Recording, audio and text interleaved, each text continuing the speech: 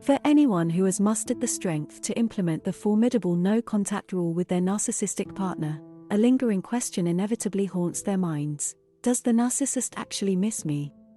This question arises from our own desperate longing and yearning for the narcissist, as we hope against hope for some semblance of reciprocity. But here's the harsh truth: narcissists do not possess the capacity for the same depth of emotions we do, nor do they think in the same way. They operate solely from their insatiable ego, rendering typical emotions of loss, sorrow, and longing non-existent in their realm. Let's dive further into the stages a narcissist goes through when faced with no contact, each more emotionally and psychologically turbulent than the last. It is important to note that these stages may not follow a specific order and can manifest differently for each individual. First comes anger. The moment you utter those two words, no contact, a seething rage engulfs the narcissist. They become indignant at your audacity to set boundaries, as they have grown accustomed to having you under their control. Your decision to reclaim your independent thought process strikes at the very core of their power.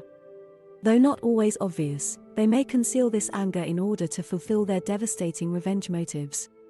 What comes next is the silent treatment. In their twisted minds, you are still their possession, and they believe it is only a matter of time before you come crawling back to them. As such, they execute the silent treatment as a common tactic.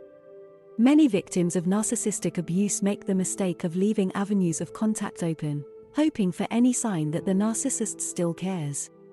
But when no form of communication is received from them, doubt creeps in. Perhaps it was all our fault after all, we start to think. And so, in a strange twist of events, we, the victims who implemented no contact, end up feeling rejected by the very person we severed ties with. This often paves the way for us to reach out to the narcissist with a desperate text or Facebook message. Then comes hoovering. This manipulative tactic presents itself in various forms, but the underlying motive is always the same: to lure you back into their web of deceit. They send little messages, show up unannounced at your door with gifts, or claim to have had an epiphany and promise change through divine intervention.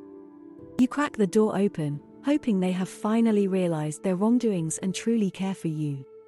You believe that they are genuinely sorry for how they treated you all this time. But here's the truth: while you embrace them wholeheartedly, they can't help but think about the costly price of those gifts. They assess that finding new supply would cost them more than these mere gifts, the expenses of dinners and dates they would have to bear. And as they put on a fake smile and return your hug, their thoughts are far from sincere.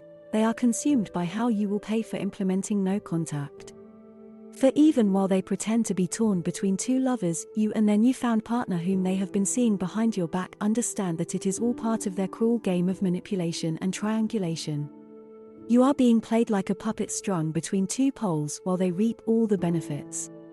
And if your narcissist is truly sociopathic, once they see that their feigned remorse has hooked you, they immediately drop the mask and unleash their wrath upon you.